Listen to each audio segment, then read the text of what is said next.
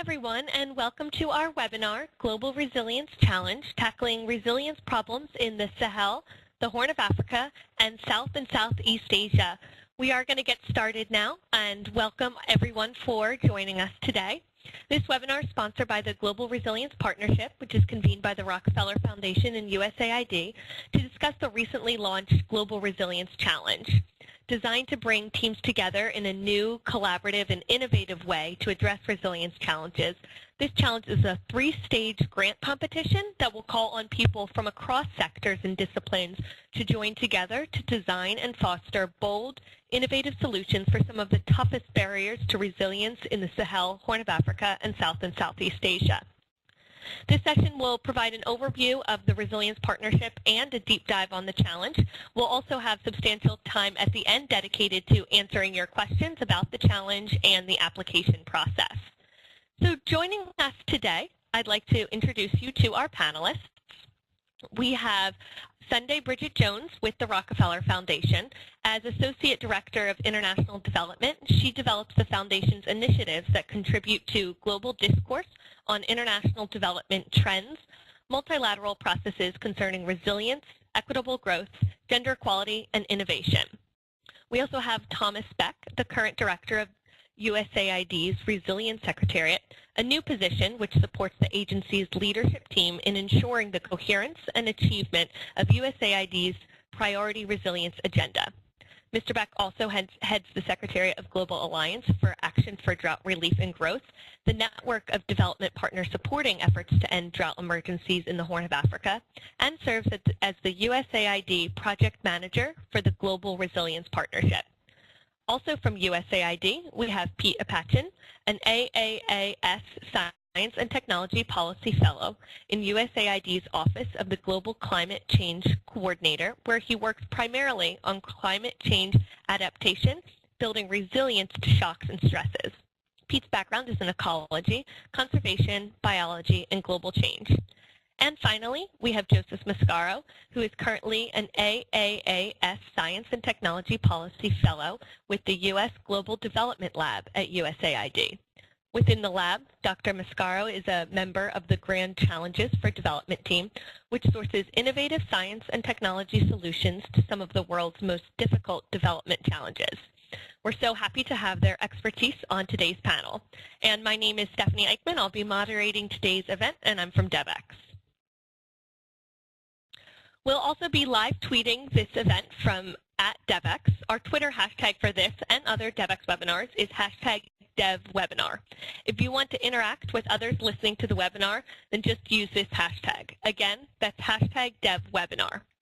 If you want to go ahead and send a tweet now using this hashtag, so we know to look out for your tweets and then to retweet them.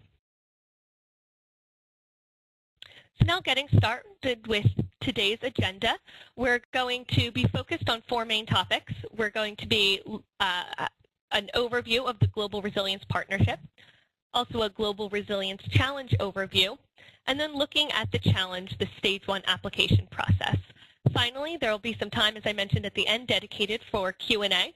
You can submit your questions at any time during the presentation, and we'll be addressing them at the end.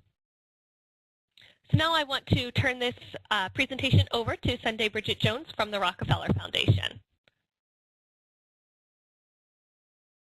To discuss the Global Resilience Partnership.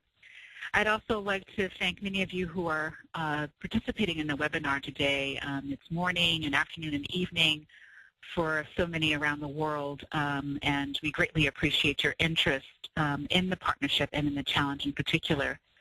And so as many of you know who've dialed in today to today's webinar are aware, we're certainly living in an era of increased natural disasters, greater stresses on development spending, and rapidly growing populations.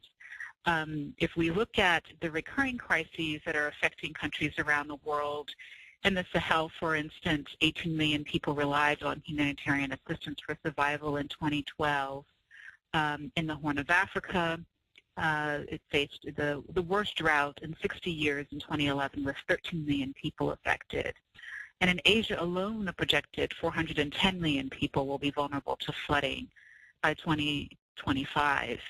And we are seeing, and most recently with the Typhoon Haiyan and some of the other incidences that many people face around the world, this is a growing uncertainty and inevitability around the kinds of shocks and stresses that we all faced. And indeed, according to the World Bank, we've been looking at the data around development spending with $1 out of every $3 in development funding being lost as a result of these recurring crises. And over the past 30 years, this has totaled about $3.8 trillion. So the trend is clear, and it's deeply disturbing, of course. And we know how critical relief is to many communities around the world.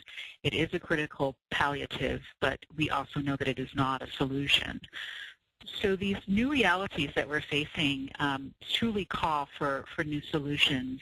And simply put, we need to be smarter in making our investment decisions, whether as development professionals or city planners or farmers or health workers, community leaders, members of various businesses, or indeed as any and all stakeholders working on supporting resilient communities, inclusive economies, and social growth. We need to find a new way of doing business. And this partnership with USAID and others really focuses on the idea of building resilience to reducing likelihoods that are affected by severe disruption, and focusing on opportunities for us to enable communities and countries to rebound faster. And this combination of mitigating disaster together with focusing on resilience investments, we believe, really make up what we call the resilience dividend. So if we focus on what the new solutions are really, we have come together with USAID and the Swedish International Development Cooperation Development Agency to form the Global Resilience Partnership. This is, of course, in response to the growing need that I've just described and that many of you are aware of. We've had a launch of the partnership over the summer on the margins of the African Leaders Summit. And just recently at the USAID's Frontiers and Development Forum in Washington, D.C. last month, CEDA announced their partnership, their intention to join the Global Resilience Partnership and commit $50 million. So we feel that this is an opportunity for us to proceed in new ways, to an opportunity for us to integrate and collaborate in ways that we have not in the past, but also building on the great work that's currently underway in the three regions that we intend to focus on: the Sahel, the Horn of Africa, and South and Southeast Asia. And so the partnership generally, we believe, is a framework for action, and it's really anchored on the principles of innovation, how we can discover and explore, test and scale new approaches and solutions to building resilience in these particular contexts, and how we can really bring together alliances across disciplines for collective action, impact, and scale. I thought I'd just give this top-line overview of how we've come to the partnership and the great need for it. And I'll now turn over to my colleague, Tom Beck, to describe the partnership in a bit more detail. Thanks, Sunday. And first of all, let me welcome everyone on behalf of USAID. We appreciate your taking the time to join us. Resilience is a major priority of our agency, and this partnership is an important part of that. Let me quickly try and lay out for you a bit some of our objectives, what we're trying to do specifically with the partnership.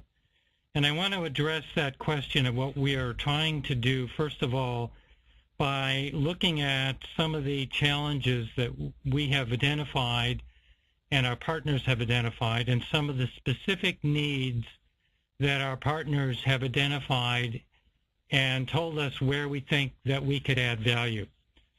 So some of the overarching challenges are the following. First, I think while there's a lot of really good innovative work being done. There are a number of interesting resilience initiatives. Most of these are still fragmented across different geographies and different sectors. So we feel there is a need for a more permanent architecture that can help bring these together, that can serve as the connective tissue, if you will, across sectors and geographies. Second of all, I think we understand the need that in addressing chronic vulnerability and trying to build resilience, we need a long-lasting systems-based approach. And finally, another overarching sort of challenge is how do we better align and integrate our humanitarian and development resources and actors? So those are some of the overarching challenges that we've identified and heard from our partners. Specific needs that have been identified by our partners in the regions and our local partners have been the following. They've asked us to help them engage more broadly and more deeply with the private sector. The private sector, we feel, is engaged in part in addressing resilience challenges. However, there is an under-engagement and under-investment on the part of the private sector. There's so much they can bring to helping address some of these challenges. Secondly, our partners have asked us for access to the best technology and innovation, and particularly many of our partners are saying they lack access to and the ability to use data. And there's a lot of data out there. There are a lot of data sets, for example, but they're not often disaggregated in a way that can help our partners make the best decisions. We've also heard from our partners that they would like help in building capacity to forecast and manage risk. For example, they may lack effective risk financing, and we think we can help focus on that aspect. And finally, they've asked us also to help identify the most effective approaches. What are the evidence-based approaches to some of the key resilience problems that can help them prioritize and make the best decisions? So you see on your screen basically a snapshot of what we're trying to do. So again, we want to build capacity to address some of these critical gaps. Really at the heart of the Global Resilience Partnership is this engagement with our partners, engagement with regional partners, engagement with our local partners. We are not trying to duplicate what others are doing, but to build on and to support the best ideas and the best initiatives, and again, to help build capacity where there are gaps. We also want to engage, as I mentioned, a wider range of partners, particularly the private sector, but also civil society, local institutions, and some non-traditional actors. We want to enable regional and global learning, and this is a key aspect. As I mentioned, right now there is very little connectivity across the regions, for example. There's very little ability to learn across what's happening in the Sahel, the Horn, and South and Southeast Asia. We will address that by building a global learning platform that will serve to bring together what we're learning across these regions. We also want to advance data-driven analytics and identify again what the evidence shows to be the most effective approaches to specific challenges. And finally, we want to try to identify where there are gaps in financing and how we can help address some of those gaps and, again, scale up some of the best solutions. So that's kind of in a nutshell. We went over that very quickly. We want to save time to talk about the challenge specifically. But if there are questions, please ask them as we go along. This slide shows our definition, the Global Resilience Partnership's definition of resilience. There are many definitions of resilience, and in fact, almost every organization has their own definition. This, we think, represents our own thinking. Other definitions are maybe broader or narrower, but we think this is a useful definition for us. I want to emphasize two things. One is, again, the importance of addressing systems. Again, building resilience to chronic shocks in a context of chronic poverty requires a systems-based approach. And then also, secondly, we recognize that achieving resilience, as you see, is a long-term process that goes beyond humanitarian relief, goes beyond traditional investment, and specifically addresses the intersection of chronic poverty and exposure to these kinds of shocks and stresses. So that's a quick overview of the partnership and how we see resilience. And now I want to turn it over to my colleague, Peter Panchin, who will start to walk you through our first activity, which is the Global Resilience Challenge.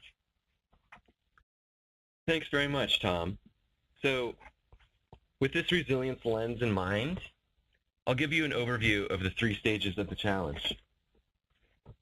But first, let me just stress that it's so critical for interested applicants and teams to go to the website and to read the source documents. So from the website, globalresiliencepartnership.org, you can find all of the information on the challenge. Plus, you can sign up for email alerts. And if you're on Twitter, please do follow us at GRP_resilience. So the challenge is a multi-staged competitive grant process. And as Tom said, it's the first activity to come from the Global Resilience Partnership.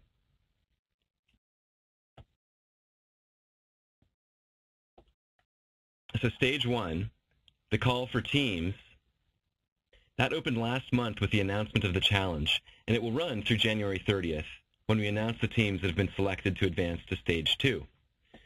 In stage 2, teams will receive funding to further develop their problem statement and to develop a solution and solution implementation plan. And this stage runs from January 30th through July of 2015. In the third and final stage, Action for Resilience, teams will compete for implementation funding. So the implementation phase begins on September 15th of 2015. And I just want to emphasize that there are no predetermined problems or solutions in this challenge process, that we're really looking to the field and to the teams to identify those. So with that overview of the 3 stages, the 3-stage approach, I'll just walk us through the timeline and details associated with each stage of the challenge. So in that first box, that's supposed to represent the first stage of the challenge. And we've actually we've extended the closing date for stage 1. We've extended it by just over 1 week. So stage 1 applications are now due no later than November 30th of this year.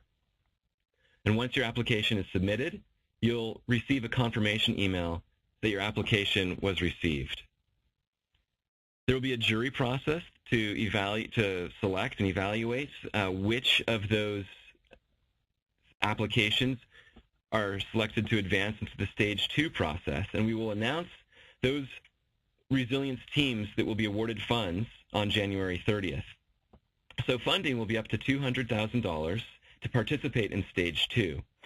We anticipate 3 to 5 awardees per region for as many as 15 teams. Stage 2 funding, again, that's up to $200,000 per team, will come in 2 tranches. The award size will be based on the team's budgets.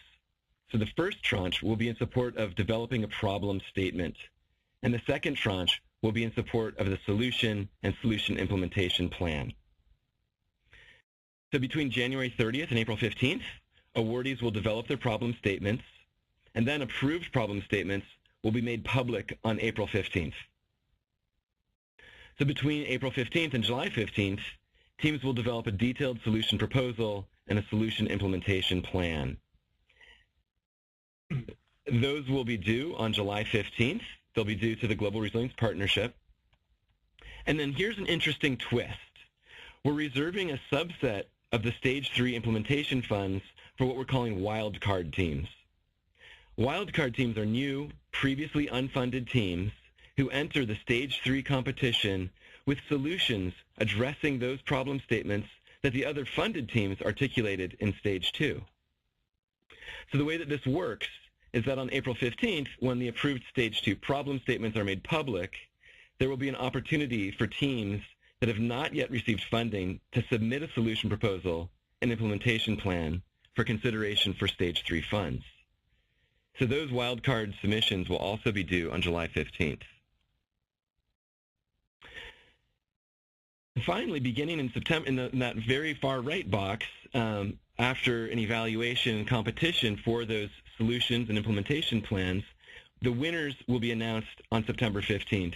And this is where winning teams will be awarded up to $1 million for implementation of the most promising solution proposals and solution implementation plans. And that, in a nutshell, those are the details of how this challenge will operate.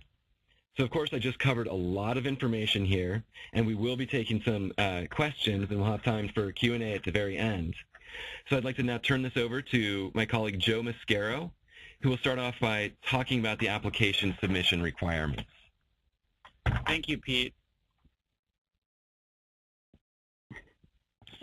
So I want to provide some additional clarity about the application submission requirements. And first, we want to talk about what sort of the ideal resilience team might look like and what these winning teams will consist of. We're really looking here for multidisciplinary teams. So we're interested in individuals that come from a diverse background, drawing on people from various sectors and organizations with an emphasis on local and regional stakeholders, those of you from the Sahel, the Horn of Africa, and South and Southeast Asia. For example, and this is meant to be illustrative, not prescriptive, the team composition may include rural and urban planners, sociologists, economists, scientists, engineers, academics, natural resource managers, etc., members of civil society. And one of the most critical components of the application is the identification of the team lead. This individual will have greater responsibility than the rest of the team members, and so some important points about the team lead are worth mentioning here. The team lead will enter into an agreement with the Resilience Partnership representative and be responsible for dispersing funds to team members and convening and organizing the resilience team to fulfill the obligations of the challenge.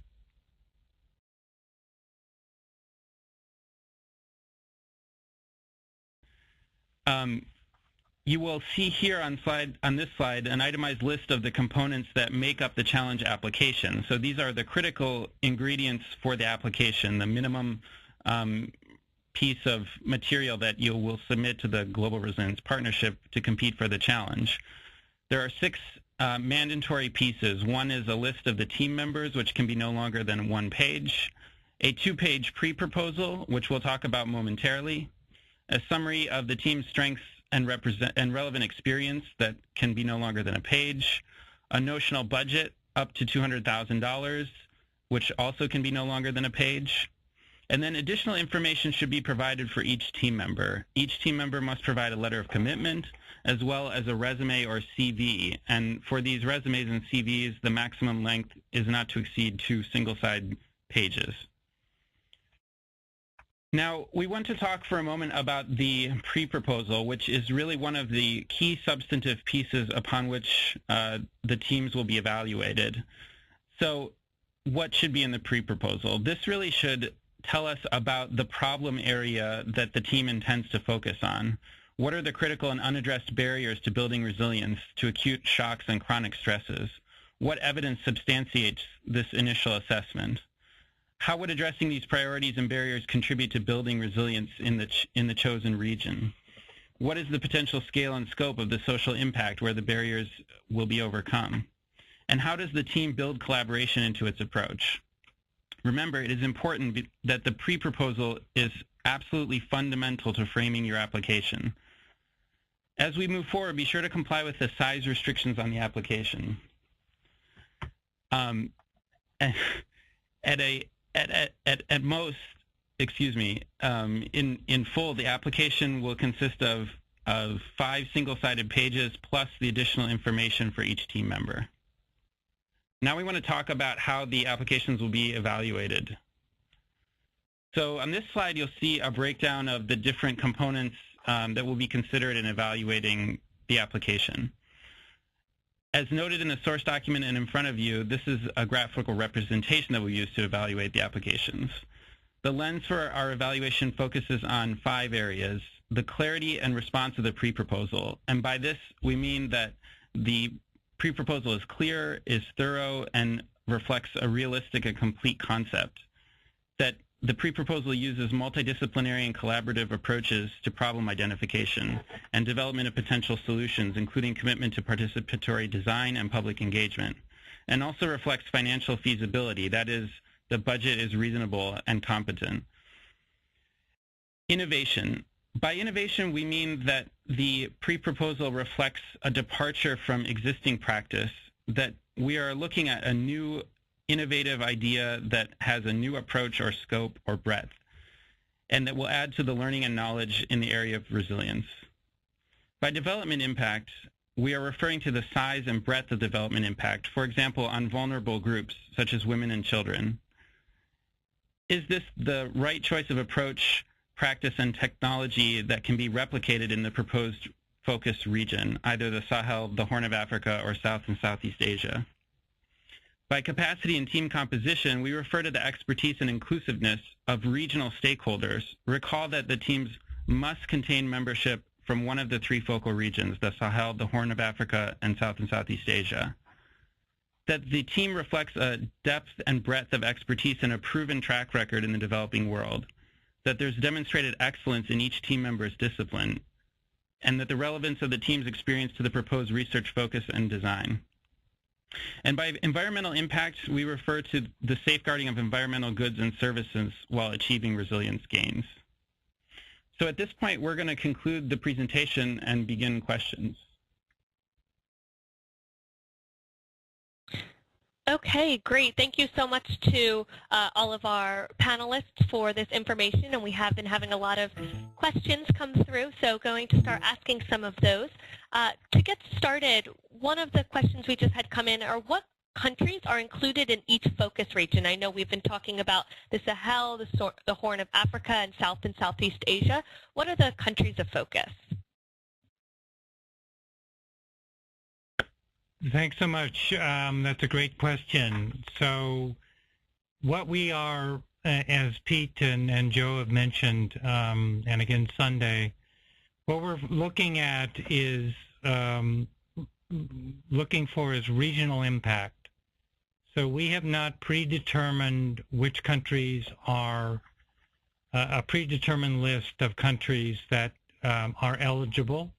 We're looking for, again, scalable, impactful solutions that address key problems in these regions. So we don't want to predetermine which countries are on or off a list, but what we're looking at, again, is that sort of regional impact and regional scope.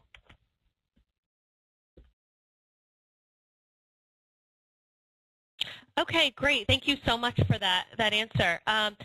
And so another question we have in here is the expectation that the 3 new teams who will be selected for the wildcard funding stream will have submitted both a new problem statement and implementation strategy for the Stage 3 funding? No. So those new wildcard teams, they will be responding to the problem statements that were developed by the other previously funded teams. Those problem statements will be posted online in April. And so the new wildcard teams, although they will be subject to the same criteria in terms of team composition and having that real diversity, cross-sectoral team composition with local representation, the problem statements themselves that they'll be addressing and responding to with their own solutions will be ones that were identified by the other teams and posted in April. Great, thanks. So a question here about the different stages of the application process. One person is saying, I feel we require more in-depth assessment at the stage 2, basically for developing problem statement and solution development. Do most of the budget needs need to be invested in the statement? Is this okay, or should we be thinking of other ways to be using it?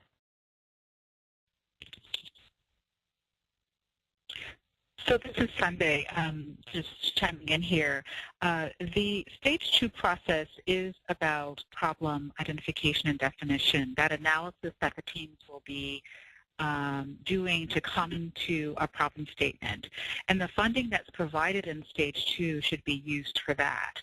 It could also be used for beginning to outline what would be an implementation plan, if you will, for a solution that responds to the problem that the team identified before. So again, the funding that's used in stage 2 is primarily for the purpose of coming to using a resilience lens as an analysis framework for coming to a problem statement.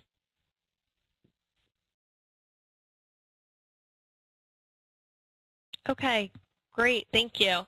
Another question here, where can one download the budget template? So the budget template will be made available on the website, globalresiliencepartnership.org, and we will be sending out an email announcement once we have that posted, and we'll also let everybody know that it's available on Twitter, but it should be on our website shortly. Great, thank you. So we've had some questions come through about the composition of the teams. Will you consider staff of an organization as one team if, for example, the staff has different capacity in different areas, such as a disaster expert, livelihood expert, et cetera? That's a great question that we've been asked quite a number of times, and we're actually really looking for something that is broader than a single organization, even though that a single organization may have a multitude of diverse expertise. So we're really looking for new collaborations that expand the thinking to potentially undiscovered new frameworks of approaching the problem.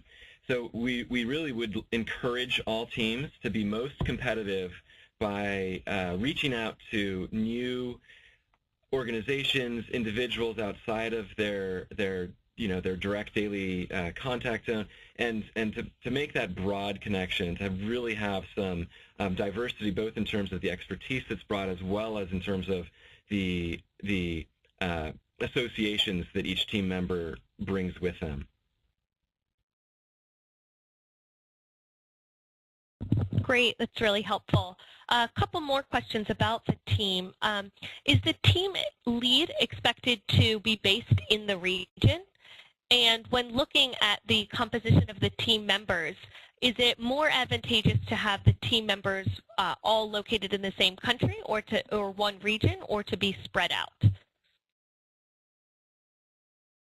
So again, as Pete mentioned, we're really interested in teams that produce new collaborations that don't previously exist. So in this case, although a team with members from a single country would be eligible, they might be more competitive if they were to group with individuals from other nations.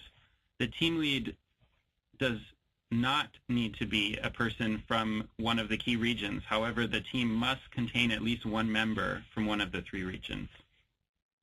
And we're really looking for, the more local representation you have on a team, I think that would serve to the team's advantage. Okay, great, thank you. So is this a call focused on technology-based solutions or innovations, or will you consider resilience governance innovations as well? So we will indeed consider. Go ahead, Sunday. Yeah, I'll start, and then you please pick up. I was going to say we certainly have very much an interest in innovation in a variety of aspects, not just technology, although we recognize that there are some really transformative opportunities in that area. But we do feel that new processes are also important to this as well, getting to the point of governance, looking at processes around social cohesion, trying to understand how we could have a more kind of integrative approach to thinking about resilience to various challenges that many are facing in the region. So, so we are not only looking at technology, although we recognize that's a key part of our thinking in this, but also looking at processes that would be helpful for resilience building. Pete, did you want to jump in, or Joe? No, Sunday, I think that covers that answer. Great, thank you. So I know that we've been talking a lot about innovation. We just had a question come in asking for you to expand a bit more on the balance between innovation and proven approaches. What is more critical, that they put forth something that's been tried and knows that it works, or something that's more innovative? So based on the team's criteria that the teams will be evaluated upon, those are really fairly equal fractions. So we are looking for teams that demonstrate a proven track record of expertise and therefore have some demonstrated effort in this area, as well as innovation on top of that. So I would say that we're really interested in those as being sort of equal criteria upon which the teams will be evaluated. Great, thanks. So a question just came in. Past experience from USAID in Indonesia has shown that resilience programs that build partnerships with local institutions are more effective. Will the challenge be open to supporting these kinds of partnerships?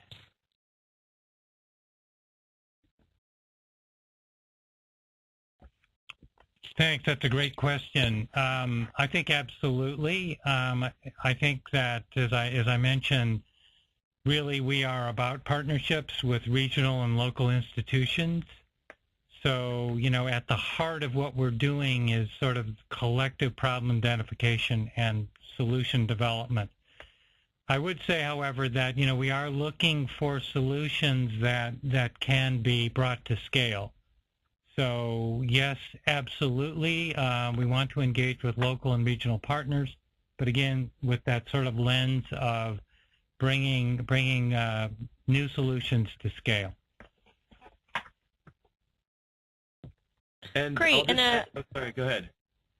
Let me just add one. Yeah, go on.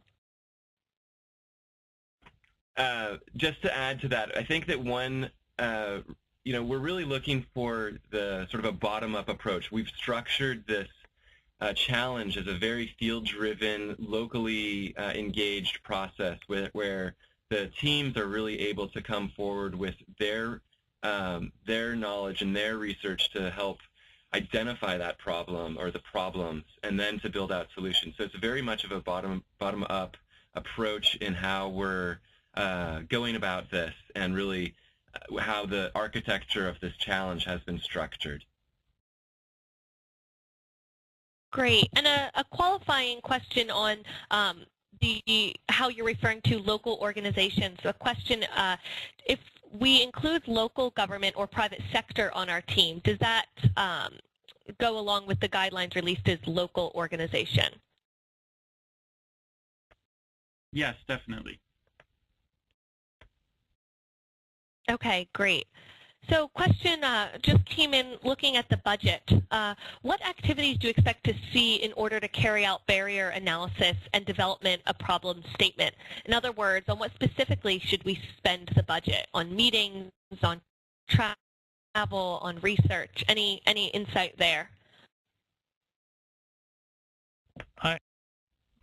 Yeah, I think this is Tom. I think basically, we are leaving it up to the teams to determine and building out their problem statement what is necessary. It could be that a very specified research is needed. It could be that you need to bring in and look for other partners. So I think it's we don't want to predetermine what you should be doing, but I think it's basically up to the teams to look at their problem statement, what they need to do to refine and define that problem statement, and to get to, eventually we're looking to get to some solutions here. So I think there's no one answer to that, but I think that's up to the teams to get together and decide what is necessary to build out that problem statement. Can I add a couple of things to that as well, in Tom's very good response to that question? We're just an opportunity for us to say that, the idea of being able to come together in a multidisciplinary, interdisciplinary fashion with a variety of team members, and that process whereby it's convening or doing the desk research, literature reviews, those are all very important. But also important is the opportunity for teams in regions and across regions to interact. So we hope that the funding that's being provided would allow for inter-team, if you will, from a regional or across regions, from those perspectives, to really engage and talk about the kinds of problems that they're focusing on. We think that there could be a lot of learning, a lot of new exploration, and different perspectives to be gained by doing that.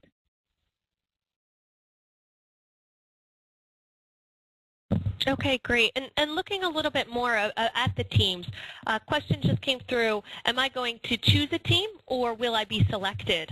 And then as a follow-up, can the composition of the team change as you go through the stages?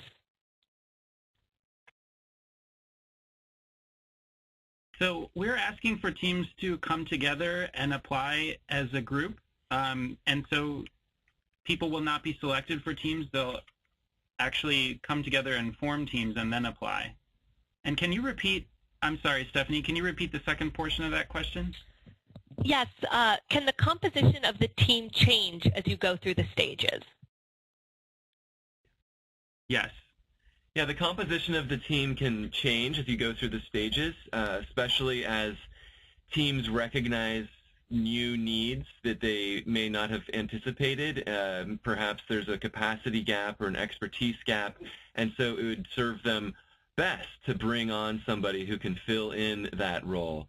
And we ask for the Global Resilience Partnership to be informed of team composition changes, but it's definitely something that is allowed.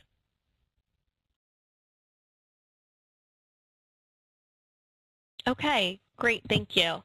The question about the team leaders that you mentioned earlier, what skills and experiences do you expect from the team leaders?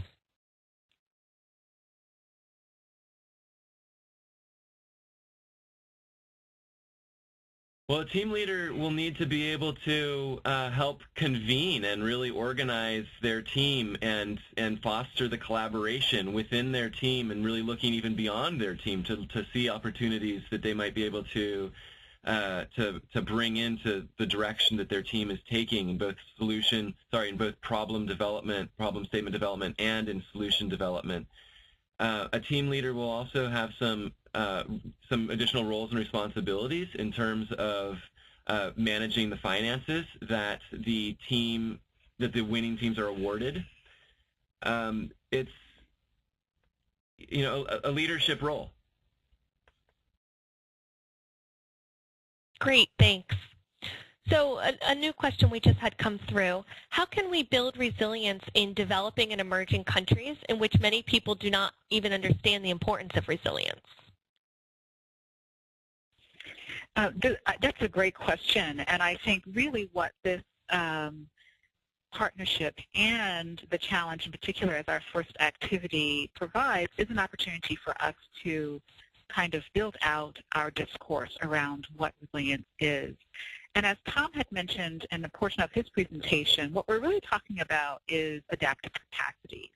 How do we, in a universal way, for those who are marginalized, for the most poor and vulnerable, for others who may have resources but are in other ways vulnerable, how can we all really be able to build the kinds of adaptive capacities that will help us not only respond to or bounce back from some of the crises and stresses, but indeed be able to adapt to them and be transformative in a way through those crises and stresses. So we feel that the partnership and the conversation, the broader international dialogue that's actually really emerging through some of the conversations leading up to the post-2015 SDGs, now that we are in a sunset period for the Millennium Development Goals, there's a lot of conversation around resilience and what that means for our collective ability as a global community to deal with some of these crises that, and whether they be weather-related or related to governance questions or related to economic and financial considerations. So we feel that this partnership will be a chance for us to talk more about that, but not only advance the thought leadership around it, but really show through the identification of particular problems and the solutions that help to address those problems, show in practice what this actually means, how we can make different investments, how we could respond differently, how can our actions be executed differently to be able to build resilience and that adaptive capacity amongst various communities. So I really appreciate that question. I think this is a good opportunity for us to show how we could act on that through the partnership.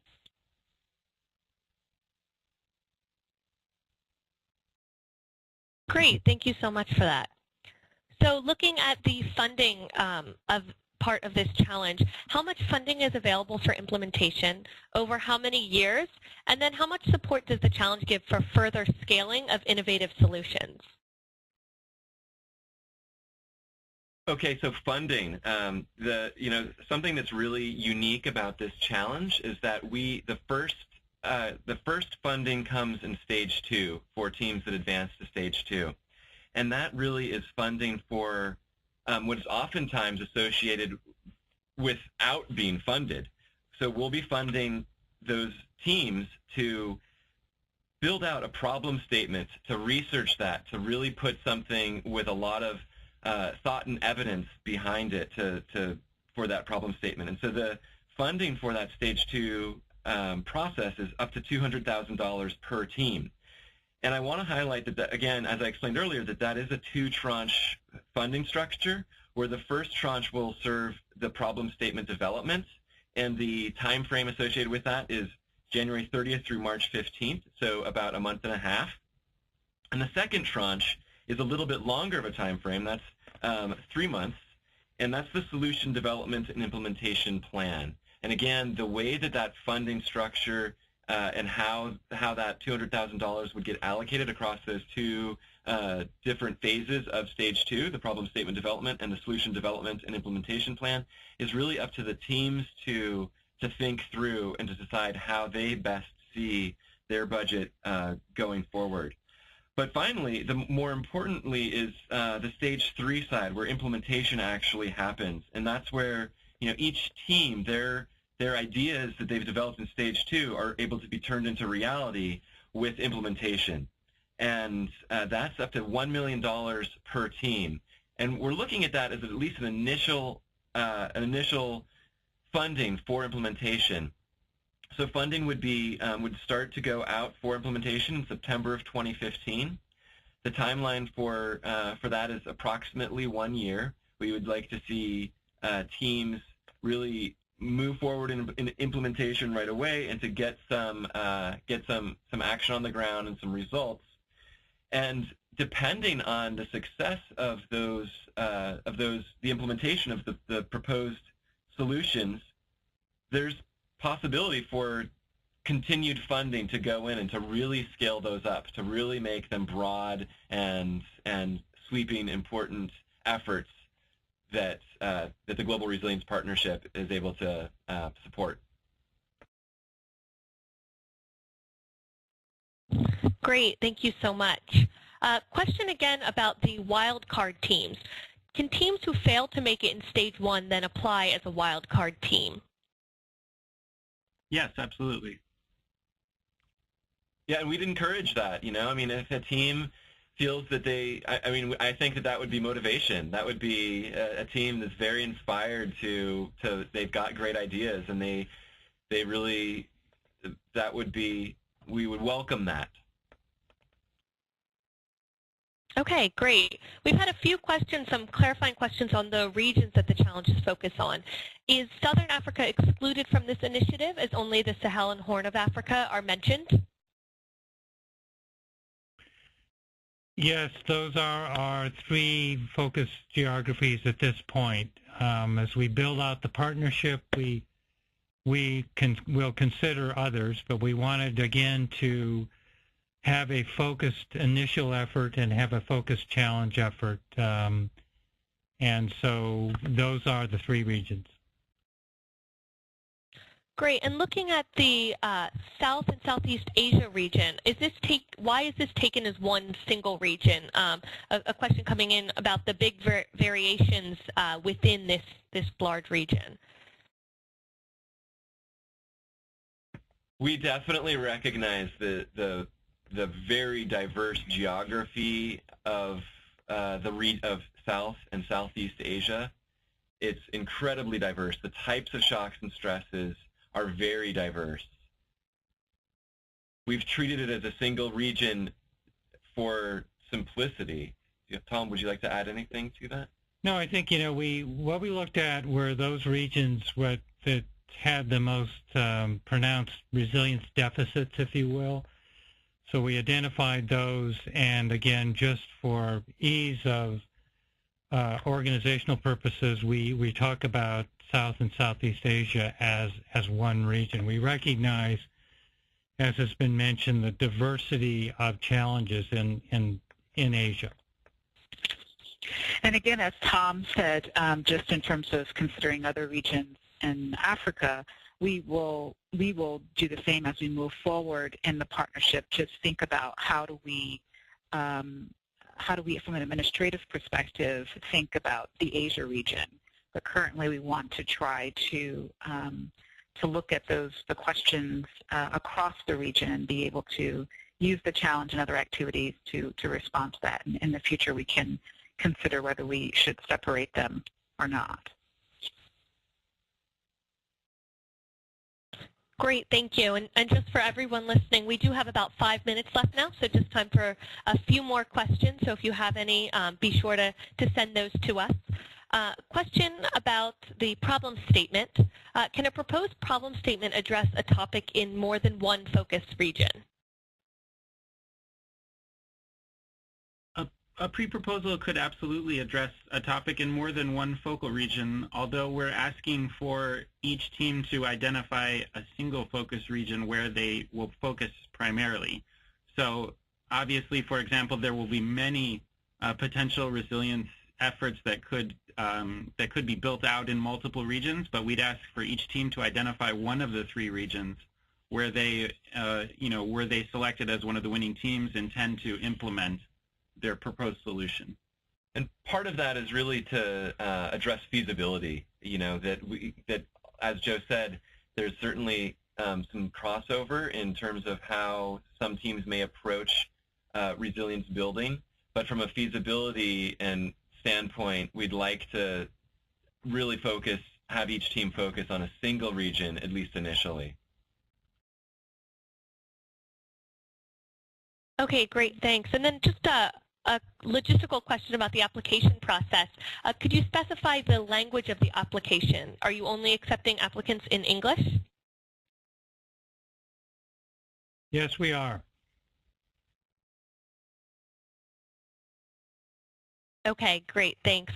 And a question about the administering of the challenge. Which organizations will be administrating this challenge in each of the regions?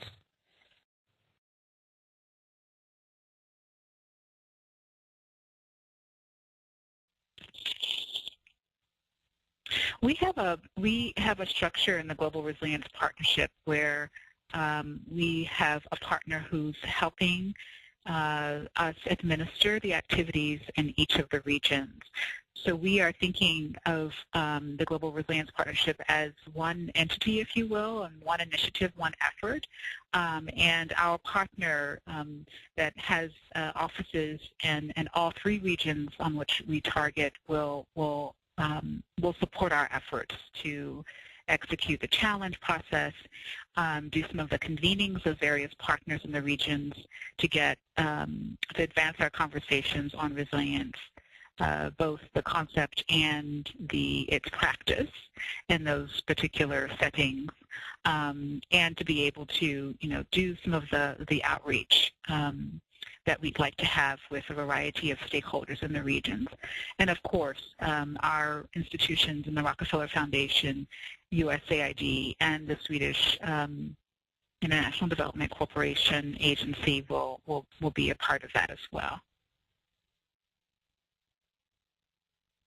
Great, thank you so much. So question came in about the addressing scale. They said you want to see particular problems addressed, but also addressing scale. How do you reconcile this?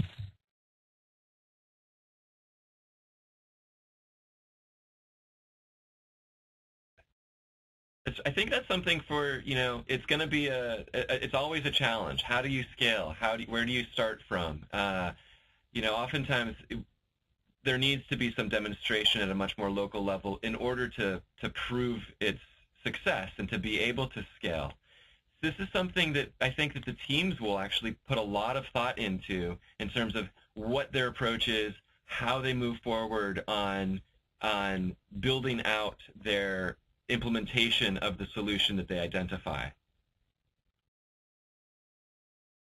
Add to that, just to add to that, I mean, there are, as I mentioned, a lot of activities going forward at a local level, and what we're trying to do is see where we can provide value added and address some of the larger questions and build out solutions that address and try and meet some of these questions.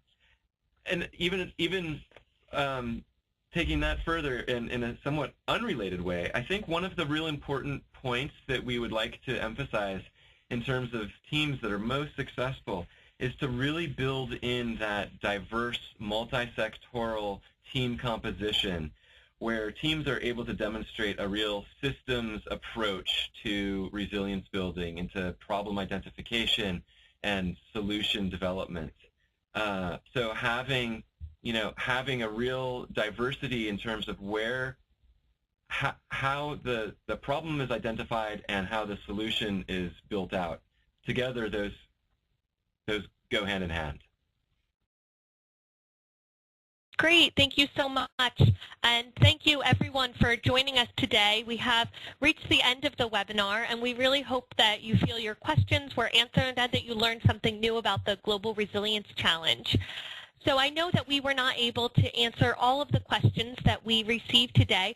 So if you do have a question that we could not answer, please email the Resilience Partnership at challenge@globalresiliencepartnership.org. All of the questions concerning the challenge will be accumulated, and over the course of the challenge, consolidated responses will be posted to the website, which you can see on the screen.